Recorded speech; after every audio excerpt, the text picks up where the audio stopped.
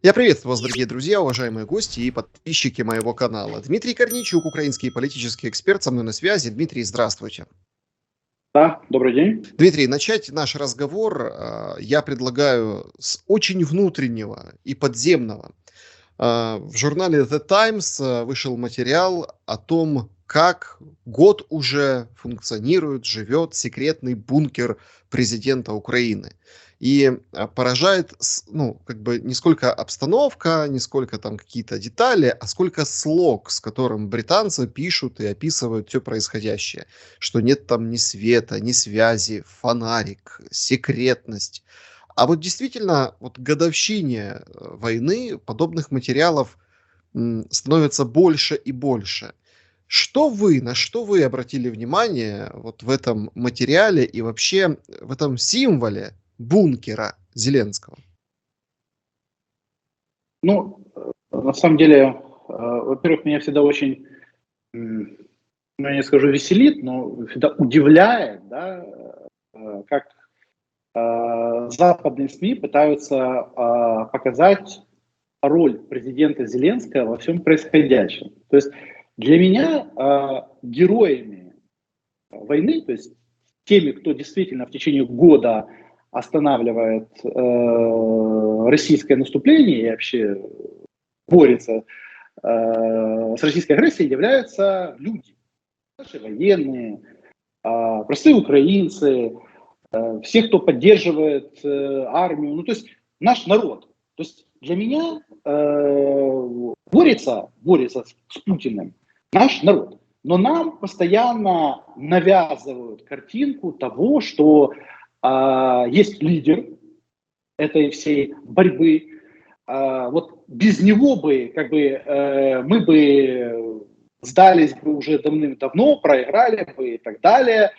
И вот этот великий лидер Зеленский, тот, кто не убежал, как они нам пытаются рассказать, а я по этому поводу постоянно говорю, а почему он должен был убежать? То есть почему президент должен был куда-то бежать? То есть президент должен был остаться со своим народом во время начала войны, да, и и выполнять делегированные ему полномочия. То есть в этом нет ничего героического. То, что он остался, миллионы украинцев остались, никуда не убежали.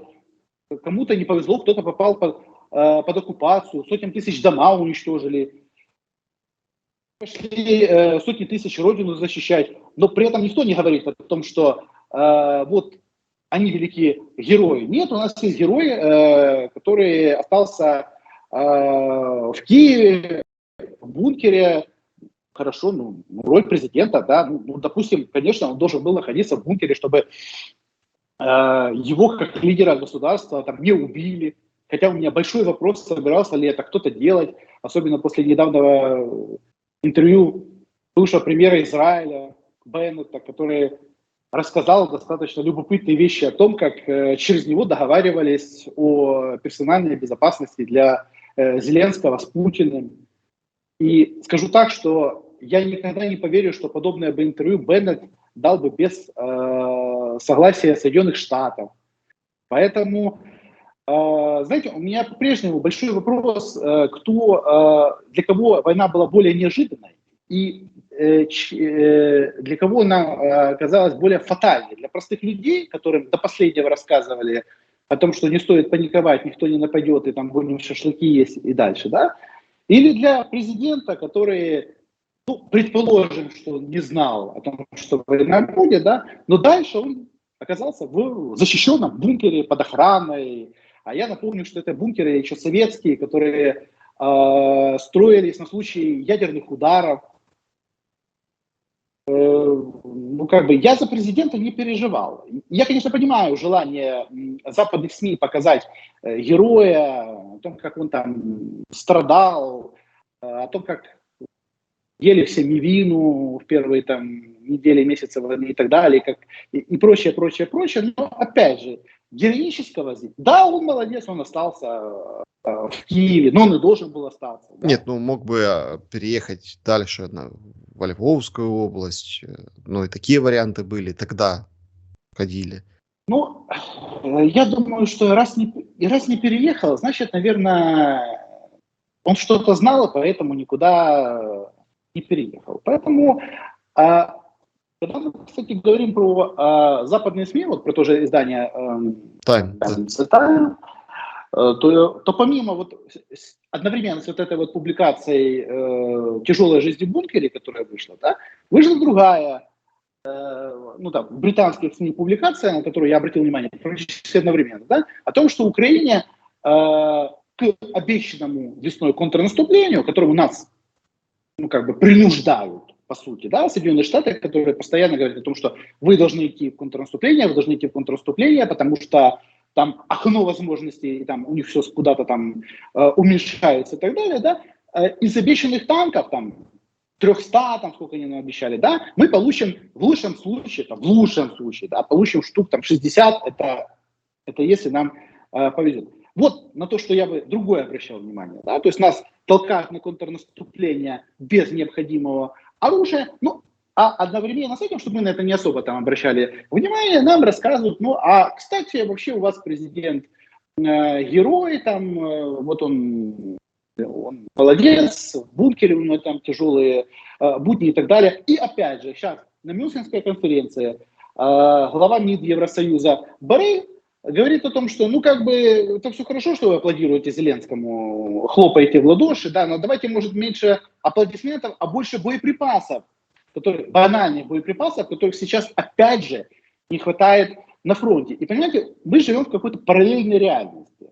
С одной стороны, у нас создается реальность там, президента-героя, там, победы, которая скоро будет, там, контрнаступление и так далее, да, это одна реальность.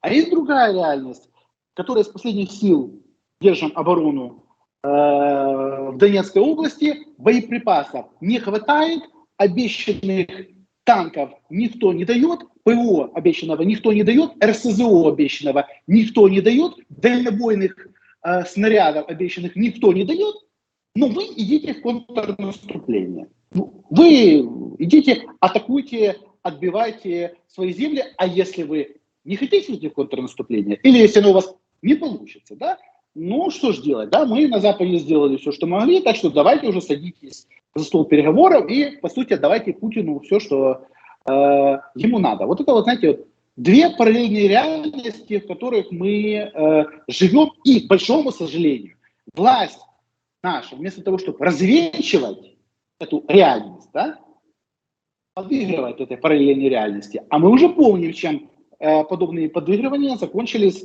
для нас 24 февраля. Так вот, я хотел спросить как раз, почему начал, собственно, с бункера, с этих репортажей, с тех, как оглядываются назад, о том, что нужно было там жить неделю, а вот пришлось теперь, скажем так, надольше, суперсекретное место.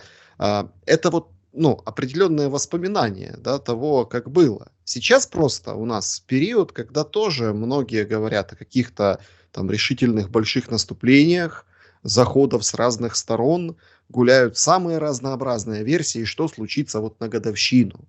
От авианалета, ну, Зеленский вышел, сказал, что это и ПСО, и фейк, да, но, ну, и как бы тоже интересно, ГУР Минобороны говорит, что скопили авиацию, действительно много, там 450 одних видов самолетов, других, но вот никто не будет лететь и авианалетом там бомбить то ли мосты, то ли там города, то ли укрепрайоны, то есть не будет этого. Но самолеты есть. Кто-то говорит, что никак ничего не произошло и все уже происходит. Вот это максимум наступления Российской Федерации, это то, что отражает сейчас вооруженные силы Украины на передовой. Другие говорят, что погодите, что-то там козырь какой-то в рукаве. Дмитрий, вот это колесо истории за год обернулось в контексте, ну, скажем так, ожидания. Будет что, не будет ничего. Ну, смотрите, с одной стороны, нам рассказывают про какое-то наступление с территории Беларуси. Я уже говорил и буду говорить дальше, да, что провернуть вот эту вот аферу, да, с неожиданным наступлением с территории Беларуси можно было один раз, как это сделали 24 февраля, когда сознательно никто не разместил там наши вооруженные силы и дали им там зеленый коридор для того, чтобы они за несколько дней банально дошли до Киева. И перед этим нам все рассказывали о том, что нет, точно никто не нападет, поэтому вот. А потом, мы ошиблись, а уже все стоят тут на Житомирской трассе российские войска. Сейчас это уже не будет, потому что уже укрепились, и понятно, что... То есть сейчас сделали то, что на самом деле должно было быть сделано до 24 февраля. И тогда бы никаких российских танков мы бы и в помине не увидели в районе Киева, потому что мы прекрасно все уже убедились, как умеют, в кавычках, да, воевать российские военные. Все мы уже, их мастерство мы все увидели, да. Это раз. Поэтому я думаю, что никакого наступления с Беларуси не будет. Плюс, обратите внимание, как в течение года постепенно из-под удара выводят Лукашенко в имиджевом плане. То есть тот Лукашенко, с территории которого зашли российские войска, с территории которого стреляли по Украине, там, Искандерами и так далее. Да? Сейчас все пытаются занять, словно этого уже как бы не было, а теперь Лукашенко запрещает все это делать. А Зеленский в своем выступлении на Мюнхенской конференции вообще сказал о том, что вот то, что стреляли с территории Белоруссии по Украине или там заходили, так что же Лукашенко мог сделать, он там ничего не контролировал. А вот если белорусская армия зайдет, это совершенно другое. То есть что это значит? Лукашенко не виноват в том, что произошло 24 февраля, да? То есть он такой... человек-марионетка, да, которому просто сказали, ты там сиди себе, а мы с территории Белоруссии будем по Украине стрелять, мы будем с территории Белоруссии заходить в Киевскую, в Черниговскую область, а Лукашенко сидел, просто разводил руками, ни на что не влияя. То есть зачем это делается? Да? Лукашенко выводит в имиджевом плане из-под удара для чего? Потому что я не удивлюсь, если по прошествии какого-то времени Белоруссия опять станет нашим торговым партнером. И по старой доброй традиции опять начнут действовать все те же схемы ввоза там, нефтепродуктов, можно еще туда газ якобы поставлять и так далее. То есть все то, что действовало при Порошенко, когда остановили войну. Поэтому, наблюдая... Я бы еще обратил внимание, что Украина всячески лоббирует, чтобы Евросоюз не вводил много санкций против Беларуси. И об этом, кстати, заявляли европейские журналисты, которые там бегают в кулуарах Европейской комиссии. О том, что готовятся какие-то пакеты санкций, и Украина говорит, нет, давайте вот Белоруссию давайте вы не трогайте, потому что, мол, они вообще хорошие ребята. Почему это делается? Да? То есть, а санкций каких-то страшных, ужасных мы новых так и не увидели. Зачем это делается? Потому что, я уже говорю, да, Лукашенко выводится как будущий партнер, и я не удивлюсь, если будут заключены какие-то мирные соглашения, Белоруссия там еще окажется каким-то гарантом безопасности Украины, где Лукашенко скажет, там, клянусь мамой, что никогда с территории Белоруссии больше никакой агрессор не войдет на территорию Украины и прочее бла-бла-бла. Дипломаты умеют это все мастерски написать. Поэтому, да, поскольку Лукашенко, теперь уже неплохой Лукашенко, а такой уже получше Лукашенко, чем был, то, соответственно, я так понимаю, что поэтому больше никаких обстрелов с территории Беларуси не должно быть. И понятное дело, что никакого вхождения войск с территории Беларуси не должно быть. Все, мы за год должны будем забыть вообще, а желательно там, за год-два, да, забыть о том, что Лукашенко принимал непосредственное участие в этой войне, для того, чтобы потом опять с Лукашенко начать торговать. Поэтому нападение со стороны Белоруссии как бы не ожидается, по моему мнению. Да? Дальше, следующее. Большое, страшное, ужасное наступление Путина, о котором говорят. А Возникает следующий вопрос. Для чего надо большое, страшное, ужасное наступление Путина? Для того, чтобы, как нам говорят, что-то новое захватить. А я говорю о том, что Путин в первый месяц все практически, что ему надо было. Когда спокойно запустили, может быть, когда-то настанет этот момент, когда разберутся, почему это произошло, да, спокойно запустили российские войска со стороны Крыма. Потому что Путину, я говорил и буду об этом говорить, в первую очередь нужны были Херсонская и Запорожская область. Путину нужна вода в Крым, Путину нужна была Запорожская АЭС, Путину нужен был сухопутный сухопутный путь в Крым, Путину нужен был полный контроль за Азовским морем, который они получили. Вот это основные вещи. То есть ситуация очень напоминает то, что происходило в 2014 году, когда аннексию Крыма, то есть ключевое, что надо было Путину, сразу же прикрыли войной на Донбассе. То есть и все переключились на войну на Донбассе, все потом забыли про Крым, и все говорили, да нет, на самом деле Крым это не то, что основное надо было. Путину надо было Донбасс захватить, а Путину Донбасс, это у него, знаете, расходный материал. Вот, к большому сожалению, да, когда там рассказывают о том, что Путин защищает каких-то там русскоязычных украинцев и так далее. Русскоязычные украинцы для Путина, знаете, это пушечное мясо, потому что то количество русскоязычных украинцев, которое погибло с 2014 года по вине Путина, а с 24 февраля еще больше, да, то количество уничтоженных там русскоязычных городов, русскоязычных людей говорит о том, что больше геноцид против русскоязычных, чем Путин проводит. Можно, аналогов нету, но, опять же, да, это все прикрывается там защитой братского народа и так далее.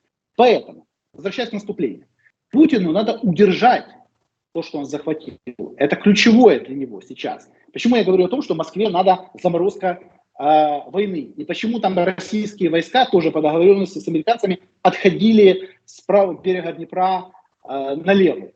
Потому что должна быть создана вот эта вот линия, серая зона заморозки. Да? С одной стороны это Днепр, который отсекает Херсонскую часть Запорожской областей. С другой стороны, это степь, это там, где там Орехово, Гуляйполе, вот там должна, знаете, такая вот выжженная зона должна быть, которую можно простреливать в разные стороны далеко. И с третьей стороны, на Донбассе Путину надо захватить водопровод. То есть воду в Крым и воду в Донецкую, Луганскую область, которая идет по Северскому Донцу, Донбассу, водоканалу. Вот то, что ключевое надо. И почему идет вот эта война за Бахмут? Так что же этот Бахмут? Он не имеет стратегического значения. Да что же там русские ломятся и так далее. Берете карту, смотрите, где проходит этот водопровод и понимаете, что Бахмут один из ключевых элементов. После того, как берут Бахмут и там еще часов яр, все, полный контроль за водопроводом у Путина есть. И вот там идет вот это вот основное, так называемое, великое, ужасное наступление. Вот это наступление. То есть, когда говорят о большом каком-то наступлении и так далее, так вот это вот наступление, оно ведется перманентно. Но нам рассказывают, что должно быть, нет, вот это вот то, что там сейчас происходит, там Бахмут, Угледар, нет, это небольшое наступление, это там просто там, да, а вот вы ждите, еще будет какое-то большое наступление, а его не будет. Видите, не произошло же большое наступление Путина. Почему? Потому что мы его, мол, там напугали, мы его всем миром застращали, и Путин у него закончились там танки, самолеты, ракеты и дальше по тексту, как нам постоянно рассказывают. И поэтому большое наступление Путин не пошел. И если там условно мы отойдем от Бахмута, нам уже начали рассказывать американцы, кстати, публично, не скрывая, о том, что да, мол, а что вы там уперлись за этот Бахмут? Отходите, мол, вы Бахмут отдавайте, вы готовьтесь к контрнаступлению на юге. Вот А вот тут возникает следующий вопрос. Что такое наше контрнаступление на юге в степных, в степи, да? Не имея дальнобойного оружия, не имея необходимого количества танков, не имея необходимого количества РСЗО, которое нам никто к этому наступлению не дает сознательно. То, о чем я постоянно говорю. То есть американцы говорят, вы должны в начале весны пойти в контрнаступление, но при этом говорят, американцам, мы свои американские танки вам можем дать, ну, в лучшем случае в конце 23-го года, там, в начале 24-го. Немцы рассказывают, ну, мы вам можем там 14 танков сейчас дать, остальное, ну, давайте ближе к осени. И Леопарды-1, которые мы там много можем вам дать, но их надо поремонтировать, это тоже только к концу лета будет в лучшем случае. Дмитрий, Англичане как говорят, вишенка на торте, это действительно, ну, ошарашило. Бен Уоллес, который мало того, что говорит, что надо точнее стрелять, потому что слишком много вы расходуете снарядов, а можно же позицию уничтожить не 100 снарядами, а 10, поэтому давайте точнее. А второе просто ошеломляющее, это то, что, ну, извините, мы вам еврофайты, самолеты, дадим, когда боевые действия закончатся. Так, на самом деле все же подводится к следующему. Да? Запад говорит нам, ну, в первую очередь американцы, потому что мы прекрасно понимаем, что весь остальной Запад это и есть американцы. Да? А американцы, в свою очередь, в рамках договоренности с русскими, о которых я постоянно говорю, о договорнике Байдена с Путиным, американцам надо заморозить эту войну, так как они с Путиным договаривались. То есть Путин взял те территории, которые Байден ему обещал, и теперь войну надо заморозить. И когда, кстати, нам рассказывают про некие корейские сценарии, рассказывают, что у нас тут корейского сценария не будет, я постоянно всем говорю, вы же уточняйте, в каком контексте вы подразумеваете корейский сценарий. Если вы подразумеваете корейский сценарий на раздел Украины на две части, по аналогии с Кореей, да, то такого корейского сценария, конечно, не будет. Потому что Путин вписал аннексированные, захваченные земли в Конституцию России, в территорию России внес. Поэтому это уже не корейский сценарий. То есть не будет две Украины. Будет Украина и будет Россия, захватившая 4 области, там, частично, вместе с Крымом, да? А единственная аналогия с корейским сценарием будет по заморозке войны, которую хотят провести. Поэтому, когда рассказываю, что не будет корейского сценария, я говорю, давайте вы подробно расскажите, какой части корейского сценария не будет. Не будет разделения Украины или не будет заморозки по какой-то там линии разграничения? Ну и, так вот, возвращаясь... и самого факта, что это никто в плане там мирного договора не оформил. Ну, то есть есть... Конечно. Не, конечно. Будет, если что-то будет подписано, то это будет о прекращении боевых действий. Никто не будет садиться и подписывать, мы согласны с тем, что вы забрали у нас какие-то там территории. Нет, этого не будет. Да? Просто почему держат Резникова? Вот многие задаются вопросом. Вот этот странный человек, да, который уже побывал в коррупционных скандалах. То есть, казалось бы, ну берите его. Нет, его держат. Его лично прикрывают и там говорят, что нет, этот человек... Почему держится? Значит, у Резникова запланирована некая роль, где Резников должен где-то будет поставить свою подпись в чем-то. Поэтому его держат, потому что, видно, нету людей, которые больше готовы на это согласиться. Если поменяли сейчас министра... Это как Кубраков... Кубраков, который подписывал зерновую сделку. Я не уверен, что кроме Кубракова, например, согласился бы кто-то другой это подписать. Да? Ну, Кубракова для этого поставили. Если поменять, например, Резникова на Буданова, я не уверен, что Буданов будет согласен принять участие в каких-то там подобных переговорах и где-то на каком-то там прекращении боевых действий поставить свою подпись. Слушайте, это действительно вот на самом деле такой очень интересный момент. Почему? Потому что, ну, по большому-то счету, удар колоссальный по репутации руководства Минобороны наделал этот скандал. Просто колоссальный. И что мы видим в итоге? Резников с платочком, Су-27 улыбается, причем в таком непонятно хорошем настроении. Почему непонятно? Потому что нам только обещают, кто-то там чего-то выделит. Если бы ему на равнинном Рамштайне сказали, что все, да, вот там через месяц у вас будут первые самолеты. Вот они, такие, потом такие, потом такие. Я бы понял эту радость от того, что действительно успешный визит в Рамштайн.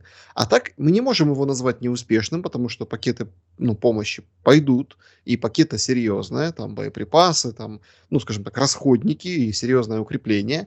Но это не самолеты, которых так ждали. И он, собственно, показал вот такую свою эффективность. И эту радость можно объяснить, что, на него делают ставку в офисе президента. Послушайте, значит, Резников устраивает американцев. Не зря с ним после этого коррупционного скандала обнимался глава Пентагона Остин. Не просто так, да? Вы же понимаете, да, что если бы не надо было с ним обниматься, Остин бы с ним не обнимался. Он с ним обнимался, потому что Резников для американцев выполняет замечательную миссию, да? А он не критикует Америку за то, что Америка в реальности ничего нам не дает. Он не говорит, что мы не можем идти в контрнаступление, потому что у нас нет для этого ресурса. Он поддакивает и говорит, да, мы пойдем, да. Резников, скорее всего, держится, как я уже говорил, для того, чтобы что-то потом, возможно, подписать. И после этого с ним попрощаются и скажут, все, а ему-то что? И все потом забудут, кто такой Резников. Кто-то же должен будет, кто-то же зраду на себя должен будет в итоге взять, да, и поставить где-то какую-то свою подпись. Для этого должны быть такие ноунеймы. С одной стороны, это Кубраков, который ставил по зерновым соглашениям. С другой стороны, это будет Резников. Да, человека для этого держат министром обороны. А поставить военный может не согласиться. Дмитрий, если это определенный сценарий, и мы видим, как он разворачивается у нас на глазах, то я бы хотел один из актов с вами обсудить. 21 число все ожидают послания Путина Федеральному собранию. Мол, что-то он такое должен объявить, сказать. Сегодня выходит Песков, говорит, что непосредственно что-то такое доскажет. То есть вот идет какая шумиха информационная, вот нагнетается. Запустили слух о том, что Абхазию и Южную Осетию будет присоединять, может даже и Приднестровье. И вот об этом, скажем так, скажет Путин. В общем, есть шум вокруг этого выступления, и тут включается, не как антикриз, а вот как противовес, обсуждение, что Байден скажет в Польше, потому что он должен послать сигнал и американскому, и европейскому, и, понятно, украинскому, но и Путину лично должен послать сигнал. То есть 21 число будет не скучным, получается. Смотрите, я сейчас еще хочу сначала закончить по контрнаступлению. Да, пожалуйста. Просто в двух словах я скажу, что контрнаступление на юге, в Запорожской области, как подразумевается, да, для нас, не имея танков, не имея РСЗО, не имея дальнобойной артиллерии, не имея самолетов, не имея ничего из того, что надо именно для наступления, а наступление – это не оборона. Перед этим мы держали, да? То есть это наступление для нас может закончиться очень большими потерями. И у меня подозрение, что наши американские в кавычках друзья сознательно нас толкают на это контрнаступление, чтобы потом, то есть тут не будет повторения сценария Харьковской области, не будет повторения сценария Херсонской области, потому что там русские по договоренности с американцами выходили сами, зная, почему они выходят. Здесь ничто выходить не собирается. Здесь может готовиться серьезная ловушка для наших военных. И может закончиться очень большими потерями. Поэтому я надеюсь, что наше командование военное, да, все-таки, а я, кстати, не слышал со стороны именно нашего военного командования заявлений про контрнаступление. Об этом говорят в основном только политики. Я надеюсь, что наши военные, пока не будет необходимого количества оружия, не пойдут на эту авантюру, потому что может закончиться все плачевно, и тогда американцы скажут, вот видите, мы вам все дали, могли этим ничем воспользоваться, да, поэтому теперь давайте садитесь за стол переговоров. Мгм. Как бы Да, не мысль оказался понятна такой ваша, да, плачевный. ваша версия событий понятна. Теперь по поводу выступления. Я ничего не жду, нет выступления Путина, нет выступления Байдена. Все знаковые договоренности всегда вещи происходят кулуарно. Как они были, все договоренности заключены еще перед 24 февраля, когда Путин получил добро на нападение на Украину. Заранее, я уверен, заранее определенными территориями, которые Байден ему разрешил забрать. Поэтому все публичные фразы и выступления. Байден будет рассказывать о том, что мы всегда с Украиной, мы готовы Украине помогать, благодаря нам Украина выстояла, бла-бла-бла. То есть все, что скажет Байден, все понятно.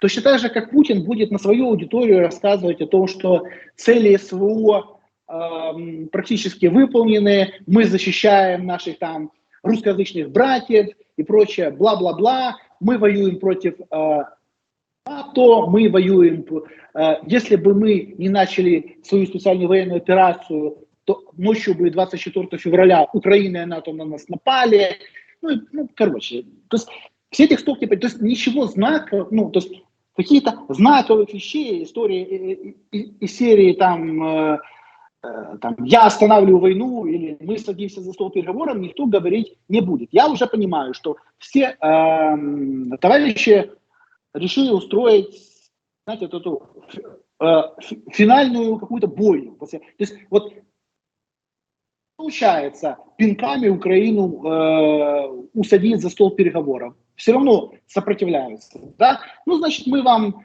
поможем организовать такое удачное, в кавычках, какое-нибудь контрнаступление, где вы понесете большие потери, а потом вынуждены будете садиться за стол переговоров. Меня, понимаете, очень пугает вот эта так называемая формула мира, которой носится постоянно Зеленский.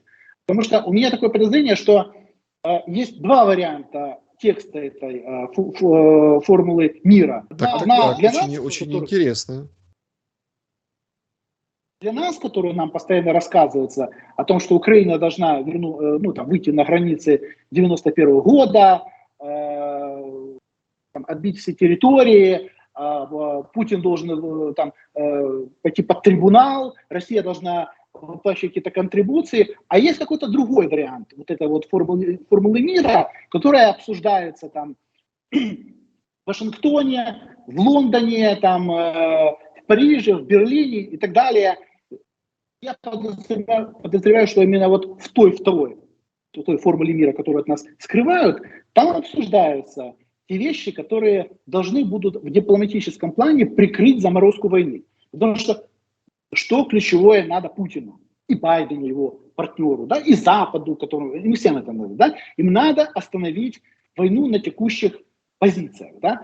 Поэтому, соответственно, они напишут с любыми гарантиями безопасности для Украины, будут рассказывать, что если вдруг в следующий раз на вас кто-то нападет, вас завалят танками, самолетами и так далее, то есть вы будете там бла-бла-бла-бла-бла, то есть мы вас защитим, мы все поможем, но ключевое, что Украина должна будет согласиться на прекращение боевых действий. Вот в этом направлении работают все товарищи. Поэтому, но та формула, которая как бы презентованная Зеленским, она этому противоречит. Поэтому когда когда говорят о том, что что-то где-то, то есть я не удивлюсь, если в итоговом варианте формулы мира, да, оттуда могут пропасть какие-то пункты, вроде там выход на границы 91 года, или там суда над Путиным, или еще, или контрибуции. Погодите, там, они же репарации. просто так не пропадут, это же увидят. Слушайте, понимаете, это вот как с минскими договоренностями. Я помню, в ночь, когда подписывались минские договоренности, вариантов, я насчитал вариантов 5 разных, которые публике озвучивались. То есть со стороны источников, со стороны, вот выходили, говорили, вот они согласовали, и там засчитали список. Потом, нет, они согласовали, вот засчитали список. А потом в итоге что-то подписали, и когда огласили, все схватились за голову, сказали, а так можно было? Собственно, оказалось можно, да? Поэтому искусство дипломатии заключается в том, чтобы всех постоянно обманывать. Да? В первую очередь общественное мнение. Да? Нам постоянно будут рассказывать про выгодную Украине формулу мира, а потом в итоговом варианте окажется совершенно другая формула мира, выгодная Путину, но нам, полностью контролируя информационное пространство, расскажут о том, что на самом деле это выгодная нам формула мира, потому что это пауза перед, там, например, каким-нибудь мощным наступлением когда-нибудь, которое наступит, и мы отобьем все наши территории, прочее, прочее. Путин будет своим там рассказывать о том, что вот мы готовимся тоже к решительному удару. Ну, главное заморозить войну, а потом эти решительные удары никогда уже не произойдут. И опять же, в первую очередь заморозить войну надо Путину, потому что он уже взял все, что ему по большому счету надо. Ему теперь это надо сохранить, и надо остановить украинскую армию, которая хочет воевать. Это, знаете, вот украинская армия, это украинский народ, это главная проблема, с которой не знают, что делать ни в Вашингтоне, ни в Москве. То есть давно бы уже все зраду оформили еще там весной прошлого года. А получается нет. Ну не соглашаются люди, да. Ну, не хотят отдавать часть территории страны России, да. Ну потому что много людей погибло, да. Много как бы потеряли свои дома. То есть это уже, понимаете, ну не так оно все просто, как хочется. Поэтому я в итоге всего этого боюсь, да, что для того, чтобы окончательно сбить пыл людей, надо будет показать какое-то большое поражение. И вот, что надо для этого сделать? Надо отправить всех в контрнаступление и не дать необходимого количества оружия. Мы сейчас видим проблему со снарядами. То есть сейчас уже даже там, не в танках, не в пушках дело. И, опять же, со снарядами проблема. Был последний Рамштайн, и что?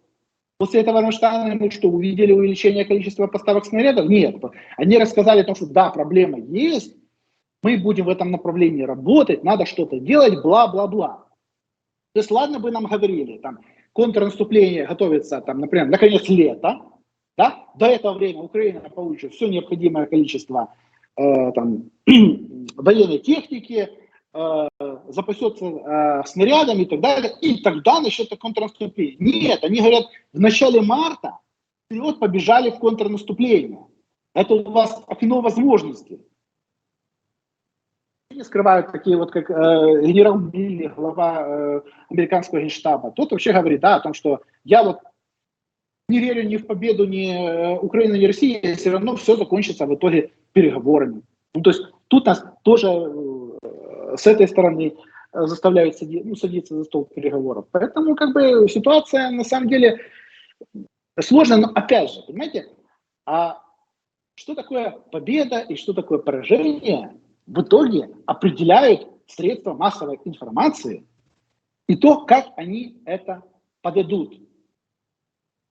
Помним по Минским соглашениям, что любую зраду можно в итоге подать как перемогу. Поэтому я думаю, что мы увидим еще много всего интересного.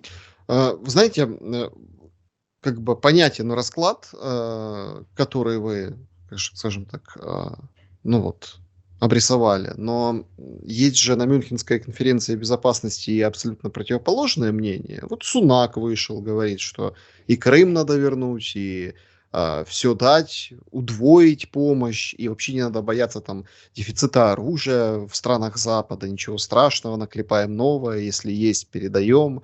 То есть мы видим какую-то другую игру Британии. Но я хотел бы вот здесь тоже отметить выступление мощное в поддержку Украины, Сунака. Но тут какая-то одна фраза тоже вводит в какие-то, ну, вот, размышления. Но вот Сунак, прямая речь.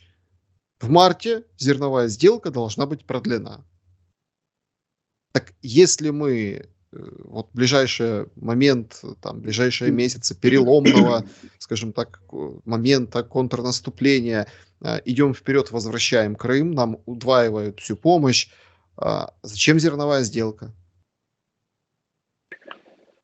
Вы знаете, я когда слушаю британцев, я всегда думаю, а вот главное, чтобы через год был еще такой премьер-министр Сунак, и мы вообще помнили, кто это такой. Потому что один уже помощник Украины исчез в неизвестном направлении, уже не премьер-министр, и все про него забыли. Как и забыли о его преемнице, которая тоже нам очень хотела помогать и так далее.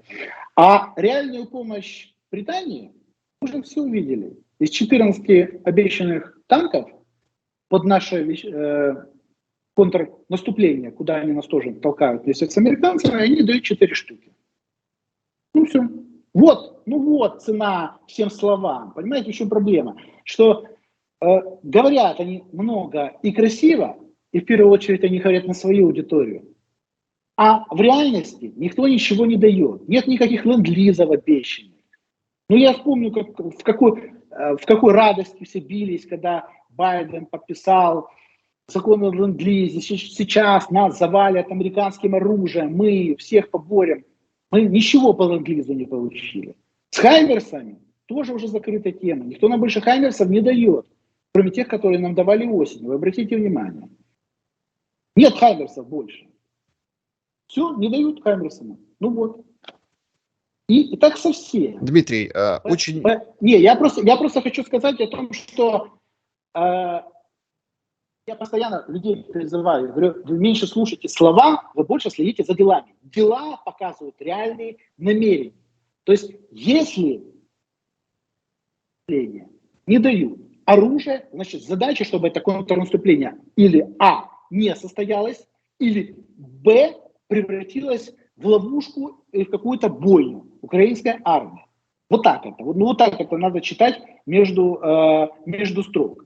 Если кто-то рассказывает про зерновую сделку, значит, в первую очередь все заинтересованы в том, чтобы с Украины вывозить зерно по договоренности с Путиным.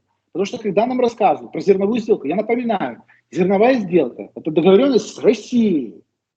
С Россией. Согласие Путина, американцы вывозят у нас зерно.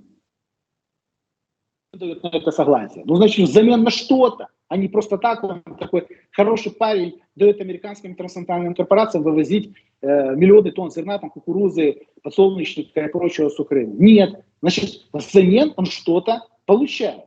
Соответственно, да? Я напомню, что подписывалась зерновая сделка летом. Она подписывалась как раз тогда, когда все говорили о том, что мы должны идти в контрнаступление в Херсонской области. Вместо этого зерновая сделка. На несколько месяцев американцы заставили нас отложить это контрнаступление. За это время русские укрепились на правом, на левом берегу, готовили себе спокойное отступление из Херсона и близлежащих областей, спокойно себе ушли и укрепились с другой стороны. Да? Значит, зерновая сделка что-то где-то на что-то менялось. Поэтому, когда сейчас британцы, например, или американцы вспоминают про зерновую сделку, я сразу думаю, так, что теперь опять меняется? Продление зерновой сделки, что теперь? Что Путину? Значит, ему дают заморозку войны, которая нужна Путину. А дальше они в эту зерновую сделку еще попихивают что-нибудь, разрешают, например, металл вывозить.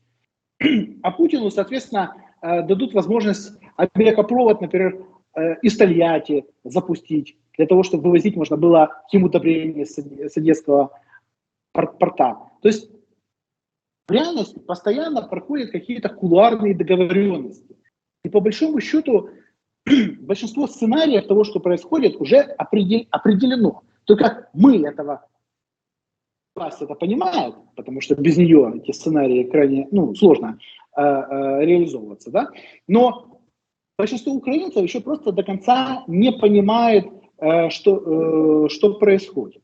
На самом деле, и что планируют. И я опять очень надеюсь, что для того, чтобы финализировать войну, не придумают или форсирование Днепра, например, в Херсонской области, где на убой отправят людей, или не придумают какой-нибудь я говорю о неподготовленном контрнаступлении в Запорожской области. Потому что любое контрнаступление должно хорошо готовиться. Мы видим, что сейчас все ресурсы направлены на удержание Донецкой области. И опять же, да, а что такое контрнаступление в Запорожской области? Это значит, мы отдаем часть Донецкой одновременно с этим. Ну нельзя же на два фронта как бы нормально вести войну. А американцы даже не скрывают. Да, они прямо, ну, как бы и публично заявляют: отдавайте Бахмут, отходите. Ну, то есть там нет никакой стратегической ценности в этом. Вы, главное, сначала Бахмут отдайте, а потом мы вам поможем пойти в контрнаступление и так далее. Поэтому, понимаете, в этой войне все настолько цинично со стороны Запада, и настолько все договорено, и настолько оно все мерзко. Это, знаете, это как заявление Блинкена на Мюнхенской конференции о том, что Соединенные Штаты озабочены тем, что Китай может оказывать какую-то там помощь России. Они в течение года их всю помощь оказывают. Китай крупнейший покупатель российской нефти и газа. Благодаря Китаю, даже там со всеми скидками, которые продавалось, да, по сути, всеми санкциями, которые были введены для того, чтобы ударить по основному экспортному потенциалу России, да, этим санкциям можно было подтереться. И я уверен, что никогда бы Китай без согласия Соединенных Штатов, какие механизмы влияния есть у Соединенных Штатов на самом деле, в первую очередь благодаря тому, что Китай один из крупнейших экспортеров в Соединенные Штаты, да, что без разрешения Соединенных Штатов Китай бы поддерживал российскую экономику во время войны. То есть могли американцы надавить на Китай для того, чтобы китайцы не покупали у Путина столько нефти и газа и не поддерживали. Нет, Соединенные Штаты это не сделали. О чем это говорит? О том, что значит, это устраивает. Значит, все эти санкции вводились только для того, чтобы в реальности они не выполнялись и не ударили настолько сильно, как могли бы по российской экономике. И, соответственно, в России никто бы не почувствовал на себе цену войны. А, соответственно, если в течение года, в принципе, в России все как жили до войны, так и живут, в принципе, так же,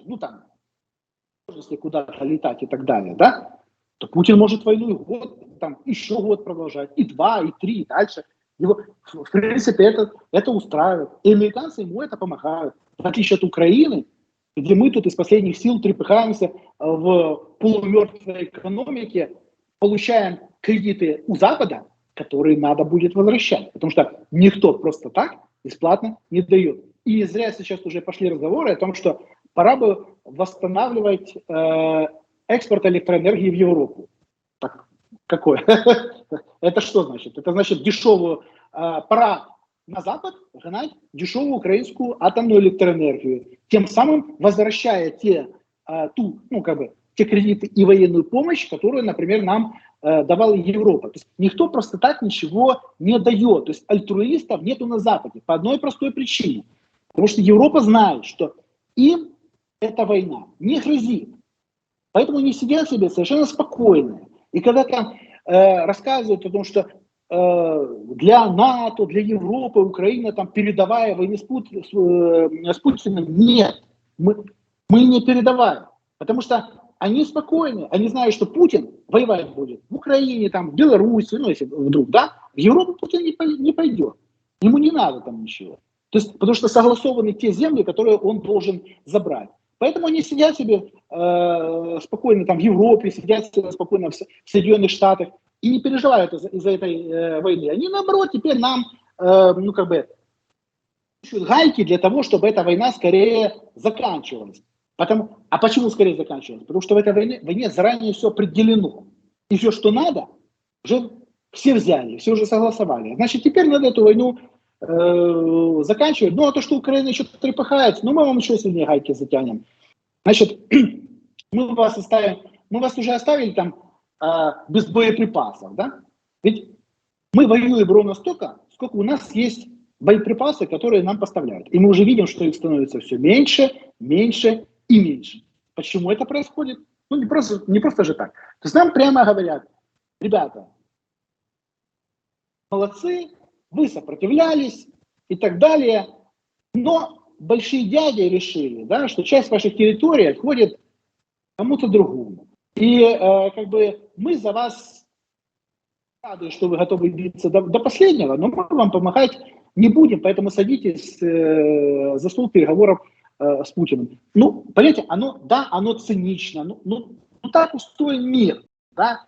Но чтобы украинцы не впали совсем в депрессию от всего происходящего, да, нам развивают мифы о том, что там, Запад с нами, будет победа и так далее. Но можно обманывать людей. Люди же понимают, что когда с одной стороны с последних сил мы удерживаем Бахмут, да, а с другой стороны нам рассказывают, скоро мы выйдем на границы 91-го года. Власть. Потому что они не говорят правду. Надо говорить правду. Да, ситуация очень сложная. Да, если это будет война на долгие годы. Да, у Путина не заканчиваются ракеты, у него не заканчиваются танки, у него не заканчивается артиллерия, потому что этого всего много еще со времен Советского Союза. Да? Они там все расконсервировали все вот эти закрома Родины и давай сюда использовать нас как полигон, стрелять всем, чем можно. Да, россияне не хотят воевать. Это единственное, что нас, конечно, спасает. Да, их пинками туда загоняют и так далее. Потому что если бы они еще хотели воевать, это вообще была бы печальная история. Так и да, их там пинками загнали, они там с последних сил трепыхаются. Но опять же, мы должны понимать, что если бы 24 февраля украинская армия находилась бы там на границах с Белоруссией, возле Крыма, да, сценарию пошла бы эта война, и Путин не захватил бы, не захватил бы он столько территории, сколько он захватил. Но тогда возникает следующий вопрос. Если бы все пошло не по сценарию, как себе там большие дяди запланировали, не решился ли бы, например, Путин, согласие Байдена, бахнуть куда-нибудь ядерным оружием здесь в Украине? Если бы пошло все не так. Вы понимаете? То есть тут мы как бы балансируем между двумя неадекватными дедами, как я их называю, между Байденом и Путиным, да, которые уже в своем всевластии, да, понимают, что им в этом, как бы, они величайшие лидеры с огромными армиями, с ядерным оружием и так далее, да, они сидят и решают, нет, друг друга они, конечно, опасаются, друг с другом они воевать не будут, потому что они взаимно сильны, да, но вот они сидят и решают судьбу Украины. Что тут сделать, да? А может, они сопротивляются, а может им бахнуть сюда тактическую ядерную бомбу, а может им тут Каховское водохранилище спустить и залить, создать им тут экологическую катастрофу и залить им все. Я на самом деле, если честно, когда я говорю о договоренностях, я не всегда могу даже предугадать, что они себе могут придумать, да, в своей циничности здесь устроить для того, чтобы остановить войну. То есть они все равно нас садят за стол переговоров, но это может быть по-разному. Это может быть с использованием, не знаю, ядерного оружия или экологической катастрофы. Это может быть добровольно, это может быть с использованием бомбы и так далее. Просто проблема заключается в том, что если бы Украина воевала с Путиным действительно при реальной поддержке Запада и Соединенных Штатов, это была бы совершенно другая война. То есть это была бы война, где Путин действительно проиграл бы. Но опять же, Соединенные Штаты это не устраивает, потому что Соединенным Штатам нужен Путин. Вот мы часто говорим о том, что Соединенные Штаты хотят развалить Россию. Не хотят они развалить Россию. Соединенные Штаты устраивают. Единый царь, там, не знаю, хан во главе Орды, да, там, то есть тот человек, с кем можно договариваться, кто держит свой палец на ядерном оружии и контролирует, чтобы никто другой это не мог сделать, да, и они договариваются, да, если этому хану, там, да, или царю взамен на что-то надо отдать там часть какой-то территории рядом, да, Соединенные Штаты отдадут, а, соответственно, он им поможет по каким-то другим вопросам. Вот так вот работают циничные договоренности. Просто я никогда не мог подумать, да, что Путину захочется оттяпать часть Украины. что все-таки ему, ну, я так понимаю, что это уже старость уже пришла, и уже чем меньше остается, тем все больше хочется войти в историю, он все-таки решился под конец на всю вот эту. Но опять же, знаете, Крым и южные земли с собой в могилу не унесешь. Да. И, знаете, вот Сталин мощный Советский Союз, да, но развал Советского Союза, вот, он начался, как только Сталин умер. То есть все последующие лидеры Советского Союза, которые приходили, они постепенно разваливали и умертвили это огромное государство.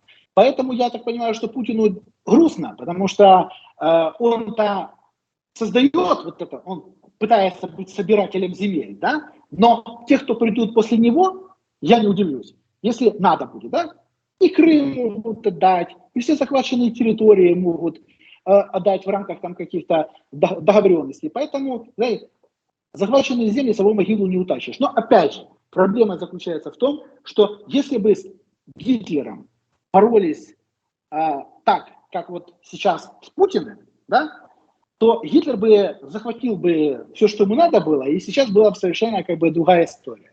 Потому что нам искусственно ограничивают возможности для борьбы с Россией. Это делается специально. То есть вы можете посопротивляться, но вы не можете забрать те земли, которые Путину Байден обещал. Опять же, Дмитрий, смотрите, я хочу здесь сделать одно уточнение и задать еще один вопрос.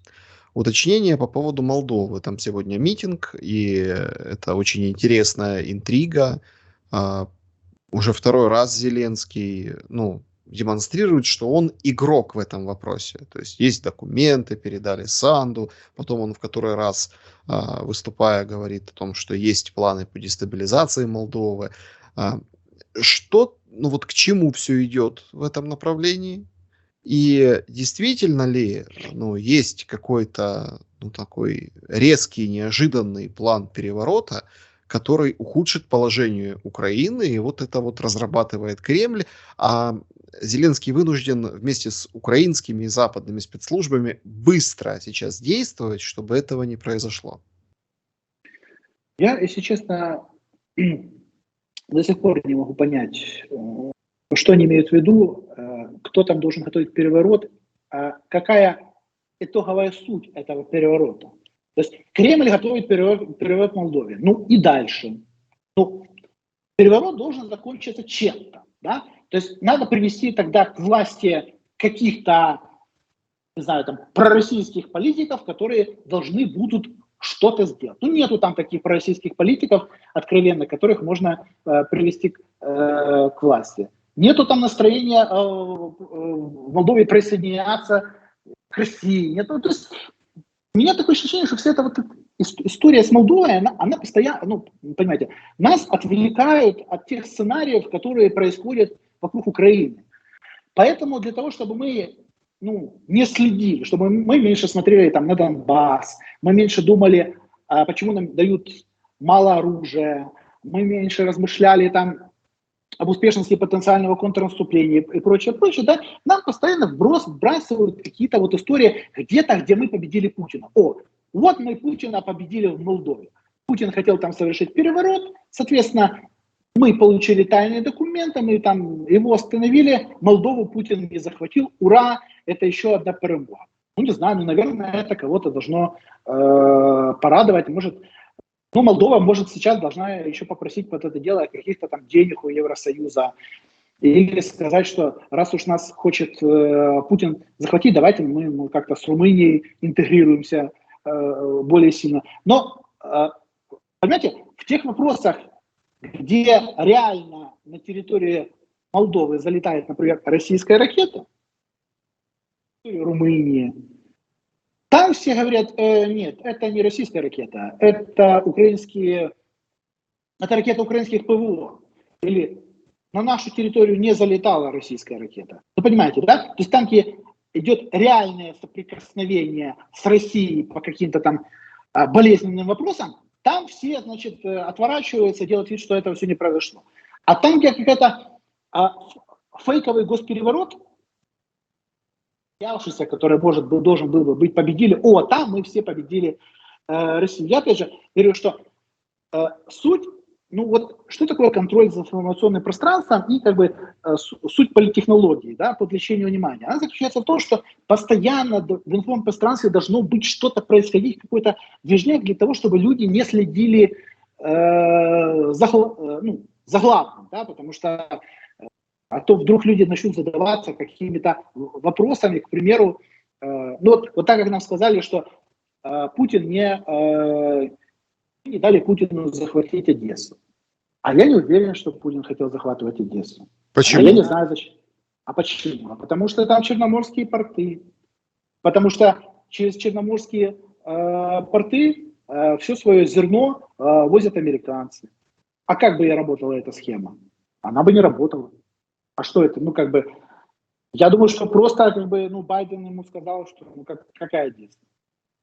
Это наше. То есть здесь мы ведем бизнес. Мы зарабатываем на этом сотни миллионов. Мы что, будем у вас выпрашивать разрешение вывозить зерно? Нет. Поэтому никакой десант туда не высаживался, никто не шел на Одессу и так далее. То есть, понимаете, создается много неких мифических целеполаганий Путина. То есть он хотел захватить Киев, он хотел захватить Одессу, он хотел дойти до Львова и так далее. Да? И вот в этом всем круговороте ложных целеполаганий теряются те реальные вещи, которые ему нужны были, которые он получил и захватил, да? И которые теперь надо выдать за его поражение. Слушайте, это вот тоже очень интересный момент. Мы же в каком дискурсе, да, живем? Нужно что-то, чтобы Путин выдал за победу, да? Или кто-то выдал что-то за свою победу. А здесь же работает еще и логика обратная, то есть нужно что-то такое, что выдать можно было за поражение. То есть это абсолютно другой подход. Вот это вот большое наступление, которое сейчас идет. Должно быть какое-то большое наступление, сосредоточены миллионы самолетов, миллионы танков, все готовятся к большому а потом окажется, что на самом деле оно все время шло, да, но вот Путина, который, знаете, махает флажком с криками «мы начинаем это большое наступление», не пошло, и все скажут, что он проиграл. Я внимательно слежу за риторикой американцев. То есть, понимая, что у американцев с русскими все согласовано, и понимая, что Байден знает, что Путин взял все, что ему надо, при этом надо внимательно смотреть, что американцы говорят. Они говорят, стратегически Путин потерпел поражение. Он не смог захватить всю Украину.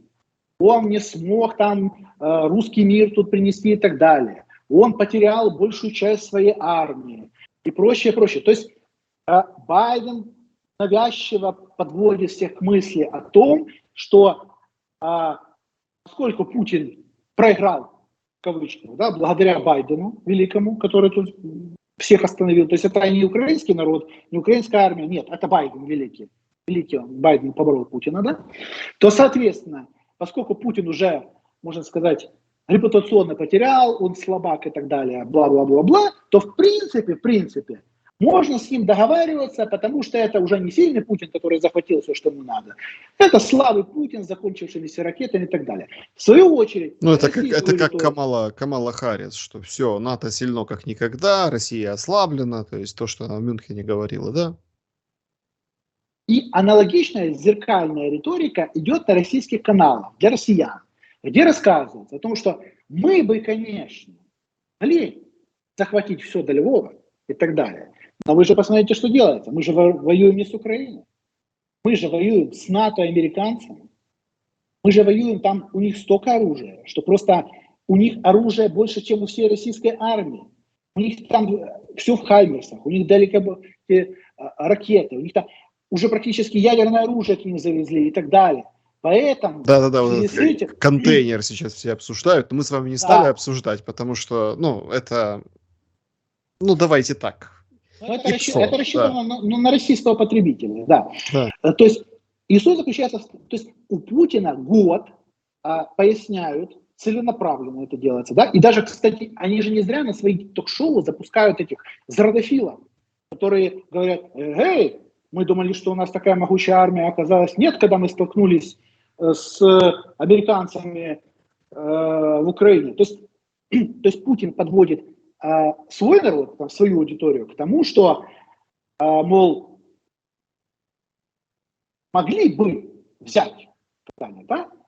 Но мы взяли пока то, что нам надо, и это не поражение, это, в принципе, победа, потому что есть же там ура-патриоты, которые кричат: эй, давайте же идти на Киев, а Путину не надо идти на Киев. И дальше ему не надо идти. Он же все взял, понимаете? Вот в чем заключается ключевая проблема. И что меня настораживает? Меня настораживает, когда рассказывают о том, что Херсонская и Запорожская область практически пустая.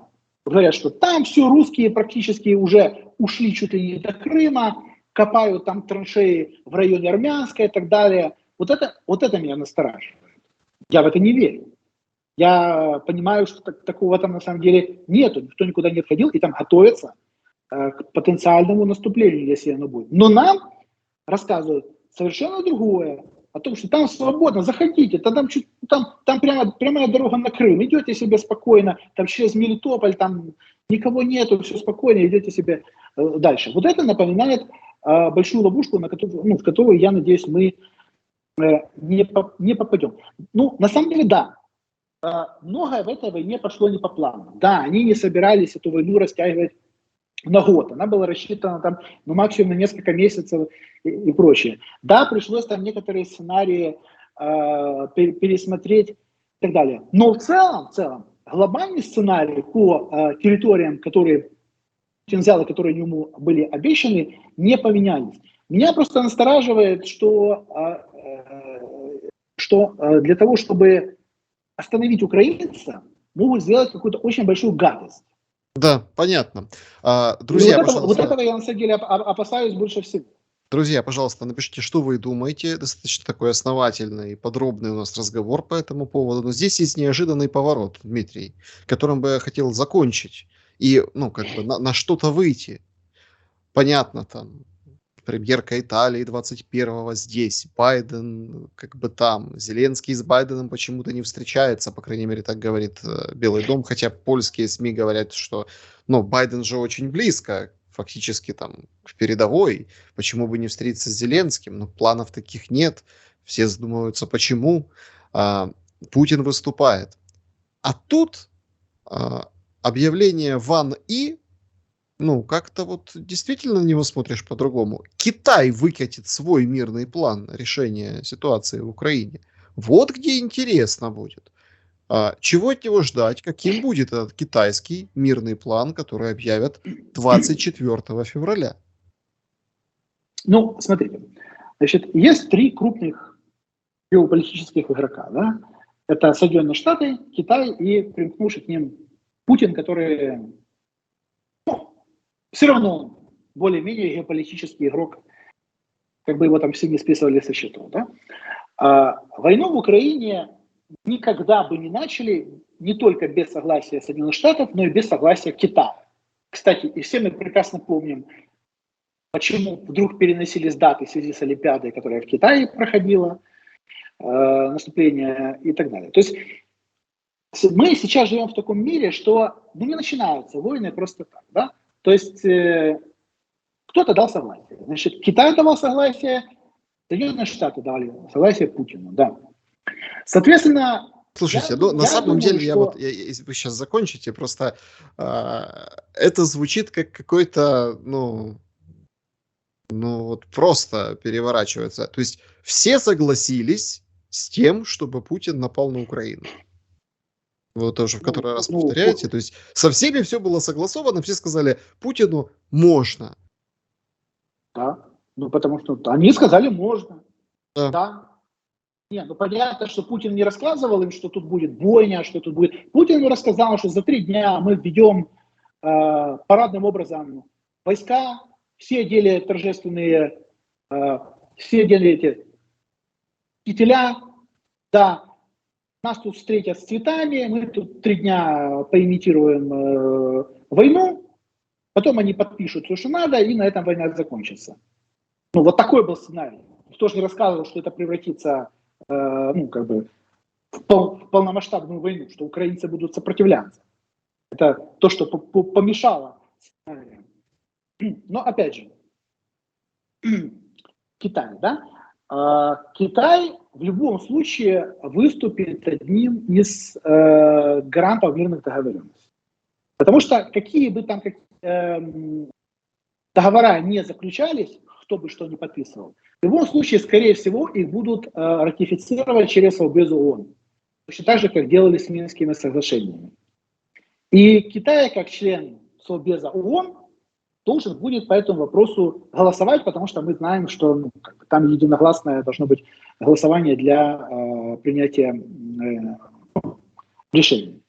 Поэтому, несомненно, есть какая-то позиция Китая, которая Китай хочет, чтобы ее учли в тех договоренностях, которые будут подписываться. И, несомненно, Китай хочет показать, что и он приложил руку к тому, чтобы успокоить Путина, в первую очередь потому, что мы видим, что Китай в течение года покупал российскую нефть и газ и, по сути, поддерживал экономику России во время войны. Ну, это, знаете, так себе по репутации ударило, и надо показать, что мы, мол, же не только во время войны, по сути, кулуарно помогали Путину, да, но эту войну еще поможем остановить. То есть получается, что думаю, Китай подпишется под вот этим условным закавыченным корейским сценарием. Это будет некий коллектив, понимаете, это решение должно будет приниматься там, на уровне всего мира. Как они будут это, я так понимаю, как они себе это планируют, да? И Китай тоже будет давать какие-то гарантии безопасности Украины. Там, условно, Украине? Что которая осталась. То есть, Киеву, будем говорить, да, то есть Китай будет говорить, что в случае, если вдруг там, например, подобное повторится, то Китай гарантирует, что никакой военной помощи или финансовой стране-агрессору он не окажет. Понятно. Например, что-то вроде такого. Но опять же, активизация Китая говорит о том, что дело уже идет к финишу. То есть, потому что китайцы раньше времени, они же тоже не хотят просто так болтать языком. У них это не принято в Китае, да, то есть они по делу, да. Раз уж Китай заговорил о том, что мы тут предлагаем определенные мирные инициативы, значит, уже в Китае знают, что готовится какой-то итоговый документ, и Китаю к этому итоговому документу надо приобщиться.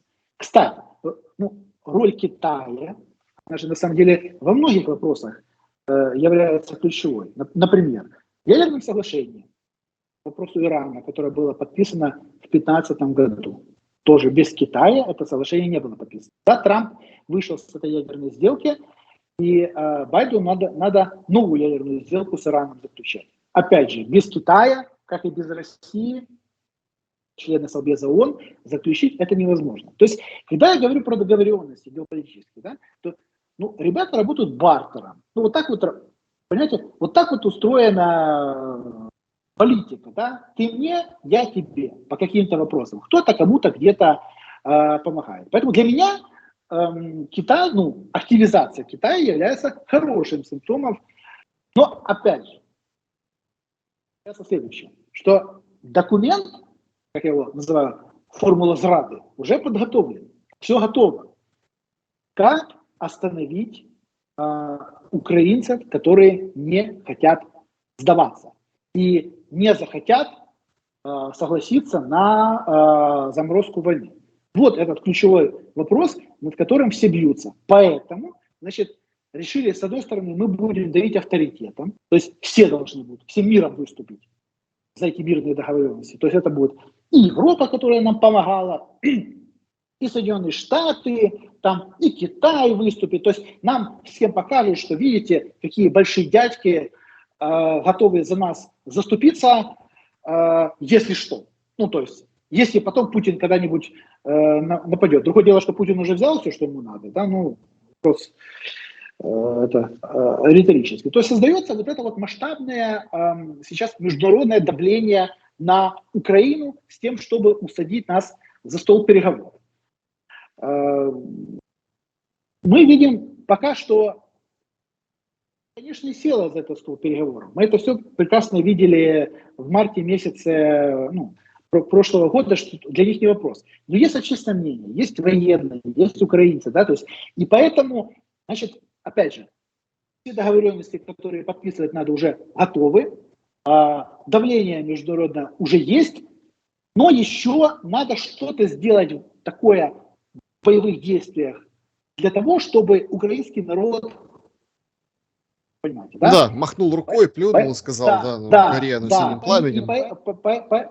Поэтому что они придумают, я, к сожалению, а может и к счастью, да, пока не могу спрогнозировать, но я думаю, что мы в ближайшее время приблизительно это будем понимать. Но я не думаю, что одним из таких элементов запугивания будут массовые ракетные удары по городам, как нам говорят. Потому что, как мы видим, у украинцев психология работает от противного. То есть чем больше ракет Россия по нам запускает, тем сильнее мы ненавидим Путина и